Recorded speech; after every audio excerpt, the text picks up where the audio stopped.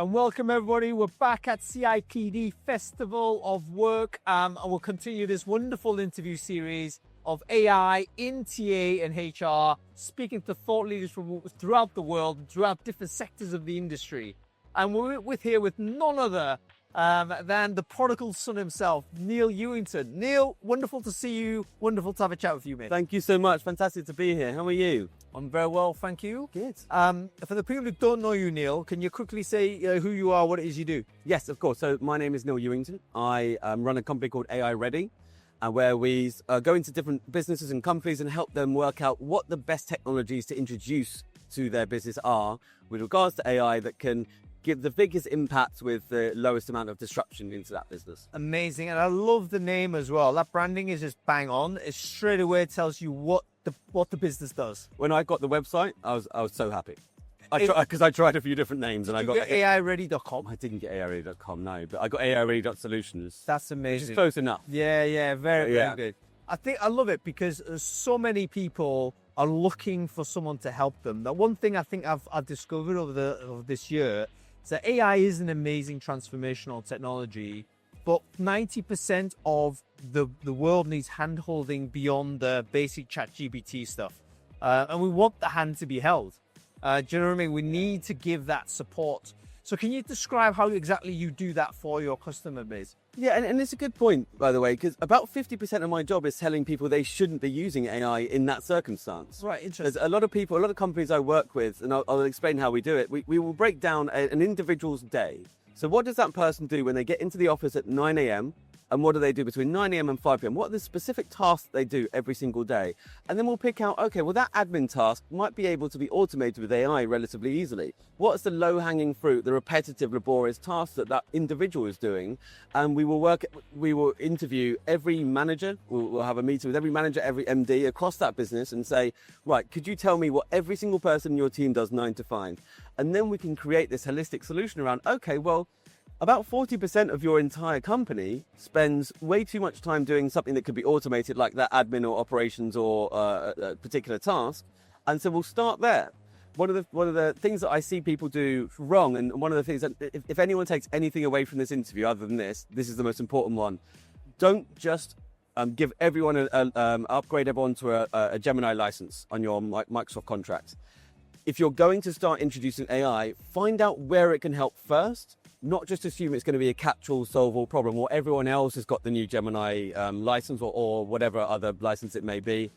Find out and have someone come in, myself or anybody else that's in this industry, and identify which areas specifically are going to be easily targetable. Start there, start small, start with one person.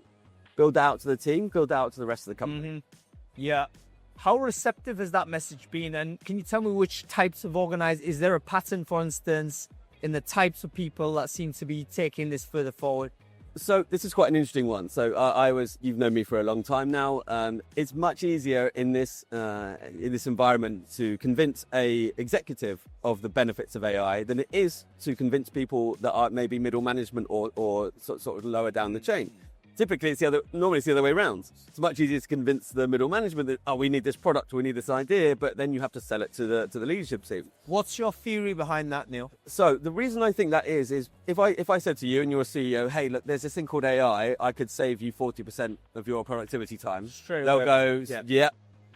But the challenge and struggle has then been, is that going to impact my job? Is that and all the things that we know about AI that have been spoken about, is it going to take away our jobs, our roles? The answer is, of course, no, and we can go into detail about that. But that's where I think the differentiation is, because you're not trying to buy something a technology that's going to help the team, then sell it to the leadership team. You're telling the leadership team, hey, look, if I could save you 40% of your production time, ease of sell to the top, a difficult sell to the middle. Yeah, very, very different. And then the middle is typically we'll say, well, okay, well, how does that impact me? Because that's my job. How does that impact my day-to-day life? And the answer to that is very simple. It takes away all of the repetitive and laborious tasks. I said this on the panel yesterday. My sister came to me once about a year and a half ago when I started this business and said, could you get AI to create me an HR policy? I said, absolutely. I said, using UK law, could you create an HR maternity leave policy? And it did. I had no idea if it was right. but she did because she works in HR and has written maternity leave policy. So you still need someone there to say, actually, that's correct.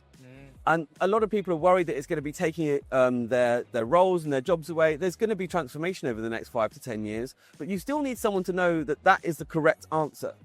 All it's doing is taking away the fact that you had to sit there for 3 hours and write that policy. Yeah. So it certainly takes away the typing, like the mechanical idea of inputting keys, inputting on the keyboard. That hopefully can be reduced significantly. In which case, as you say, these documents, which sometimes can take weeks of work. Yeah. Back and forth with lawyers. And correct. What other applications have you seen that are immediately useful? So document creation, I think, is an obvious one, like you mentioned. Have you seen any others that seem to be like amongst the adopters there, they've deployed it in this way? The most obvious one is an AI note taker for your calls. So there's a bit of back and forth around this. I typically get a little bit of pushback from the sales teams around AI note takers. Right. But what's their critique? Their concern has been, are people going to be as honest on the call if they know it's being recorded? Right. Is their main concern. Right. My response to that is, in a year's time, every single call is going to be automatically recorded and transcribed. So are they going to be as honest? They probably will be. I've seen no evidence of it not happening. But you can never underestimate the power of inertia, right? There's people who often don't want, if everything's going well, they don't want to implement that sort of change. It's like cameras. They film directors know this very well. Like people forget about the camera after about 5 minutes, Right. And then they just have a conversation. So I think it's very much the same way. I was initially a skeptic of the AI note taker initially, and I was like, when someone flashed up a note taker when I was having a conversation, a bit weird. But actually, it's like whatever. Like it's about reps and getting over it. So I think over time this will quickly erode into sort of general acceptance. I mean, there's a guy called Rory Sutherland who's a marketing person on YouTube. He talks about the fact that when mobile phones first came out, he works for Ogilvy, I think, and when they had 5 phones in the office, and you pick one up, and they were huge. People would look at them and shout at him in the street because he had a mobile phone that he was carrying, and say, "Oh, look at this idiot! Look at this moron walking down the street on the phone." Everything will become, and the thing, you can always take that AI out. You don't have to do a note take. You can always take, if it's I had a conversation with an accountant the other day. He said, "Look, we're not engaged professionally yet. Do you mind if I remove the AI note taker?" I said, "Absolutely, that's fine." So I think it's going to become ubiquitous across all these conversations. But what it does for me is I was always the person that was shouted at. I came up in the recruitment industry. Have you put your notes on the system yet? Have you done your admin? Have you done your CRM? And I go, yeah, of course. I know. I'll definitely do it at the end of the day. And then I'll go to the pub and I wouldn't. For me, I don't remember what I had for breakfast yesterday. But if I have TLDB or Otter or anything similar to that, I can say I had a conversation last Tuesday with someone that talks about X subject. What was their name and what was the conclusion? And it can go find that for me. Well, this is the kind of the hidden benefits, is that it allows you to then retrieve the information from previous conversations from weeks, months, years ago. That, of course, if you didn't have it recorded, you'd actually never be able to mine that back. Yeah. Even if you did record the video without a transcriber, you couldn't search it. Right. So what transcriptions allow us to do is actually to search video indirectly. And that's previously not something we've been able to achieve. So I think, as you say, the value of note-taking is far beyond just the note-taking. It's actually turning video into basically archivable materials. So very interesting. And even things like risk and compliance, CRM, admin, notes, having the record of all these things is going to be much better in terms of new business, in terms of closing deals, in terms of having conversations with individuals. Because the one company that I helped introduce this to, the COO, bless him, most of his day was people saying, "Hey, when was the last time we spoke to that client? Or what was the terms we had with that client?" That was most of his day, was the CEO answering that. And once we implemented this note-taking system and also custom GPT to record all this, they can just ask that and it will tell them straight away. So it saved about 40% of his working week. Not only that, but a senior person as well. Yeah, having to do that. You calculate the value that person is meant to give to the business, then obviously this is a tremendous boost to the organization. All right, let's future focus. We've talked about a few use cases that are happening now and people are starting to grasp it. If we look forward 2 years down the line, with the rate of innovation we're seeing in artificial intelligence and the rate of adoption and acceptance you're seeing within your customer base, what do you anticipate being marginal today, but actually will be generally accepted then? It's a great question. I think one of the things that I've found recently is when I've asked people, do you have an internal AI policy? The answer is no, about 50% of the time.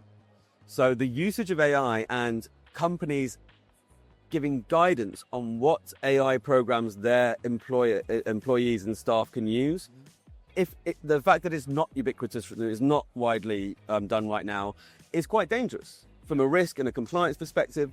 What I think is going to be very, very widespread is every single company will have an internal AI policy, like you have an HR policy, like you have any sort of other policy, because nothing's happened yet.